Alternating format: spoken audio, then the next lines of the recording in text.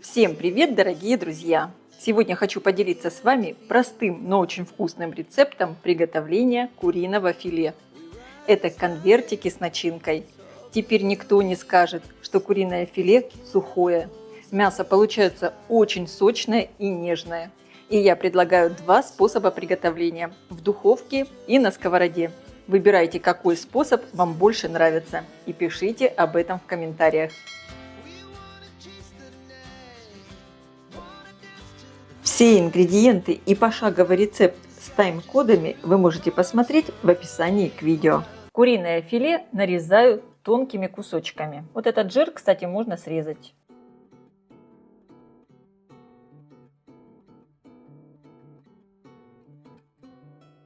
И точно так же разрезаю вторую грудку. Я беру большой кусок пергаментной бумаги, складываю его пополам и на одну половину выкладываю часть куриного филе.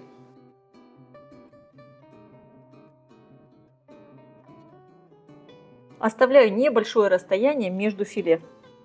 Из этого количества ингредиентов получится два таких больших кармана. То есть на каждое блюдо идет одна куриная грудка.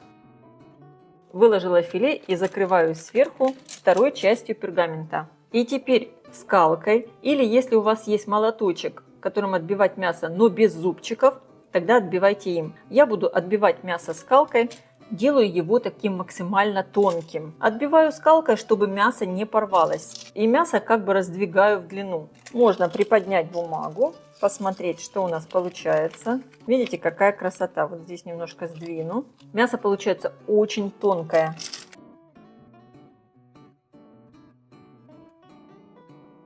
Посмотрите в итоге, какое тончайшее получилось полотно из куриного филе. Солю, добавляю немного черного перца. И также, конечно, вы используете любые специи, какие вам нравятся. Я добавляю немного сушеного чеснока, смесь итальянских трав и паприку. Это я раскладываю с одной стороны. И теперь точно так же замариную мясо со второй стороны. Пергаментная бумага очень легко снимается. Точно так же присыпаю солью и специями.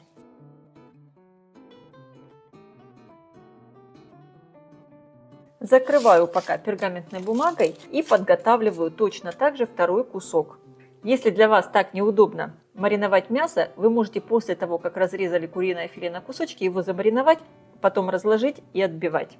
Кусочек сыра, у меня чеддер, разрежу на кусочки. Вот такие пластинки. Можно использовать любой сыр, какой вам нравится.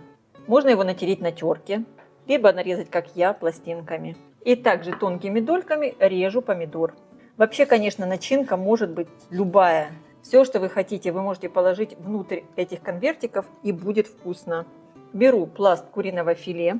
Теперь сверху на него выкладываю листья шпината. У меня шпинат вот такой большой. Вместо шпината можно использовать, допустим, базилик, листики базилика. Или вообще не выкладывать зелень. В общем, как вам нравится. Я выкладываю шпинат только с одной стороны. Сверху выкладываю помидоры и сыр. Теперь вот этот кусок пергамента я отрезаю. А эту часть я просто складываю пополам. Получается вот такой конвертик. Поступаю точно так же со вторым куском мяса. И сегодня я покажу два способа приготовления этих куриных конвертов. Один я буду запекать в духовке. Перекладываю его на противень, снимаю пергаментную бумагу, вот так ее подворачиваю. Можно сыром конверт не присыпать, но мне нравится, когда подрумянивается сверху сыр. Поэтому я натру сверху на конвертик немного сыра моцарелла. И этот куриный конверт я отправляю запекаться в разогретую до 200 градусов духовку примерно на 15-18 минут. Мясо здесь очень тонко отбито, готовится быстро. И второй конверт я буду готовить на сковороде. Прямо на сухой сковороде, без масла. Выкладываю конвертик на сковородку и обжариваю прямо в пергаментной бумаге. Это очень удобно. Кстати, конвертики на сковороде готовятся быстрее, чем в духовке. Но, конечно, их надо будет пару раз перевернуть туда-сюда. Посмотрите, уже сейчас видно, что курица меняет свой цвет. Обжаривать мясо на сковороде я буду примерно около 10-12 минут. То есть примерно по 6 минут с каждой стороны. Все очень быстро. Уже идет такой шикарный аромат. Вообще, друзья, конечно, выбирайте сами, какой способ приготовления вам нравится. Нам нравится и на сковороде, и в духовке. Все очень вкусно. Еще раз переворачиваю. Посмотрите, какое сочное, ароматное мясо получается. Очень вкусно. И главное, готовим без масла. Итак, мой первый конвертик на сковороде уже готов.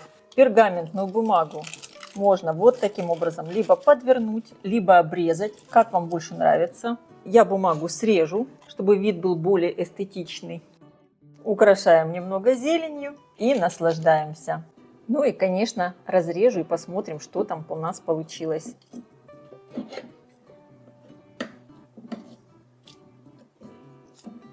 Вот такая очень сочная, вкусная курица.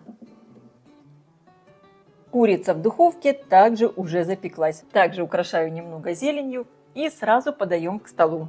Теперь никто не скажет, что курица не сочная.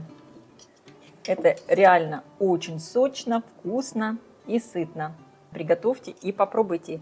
И обязательно пишите в комментариях, какой вариант приготовления этих конвертиков вам больше понравился.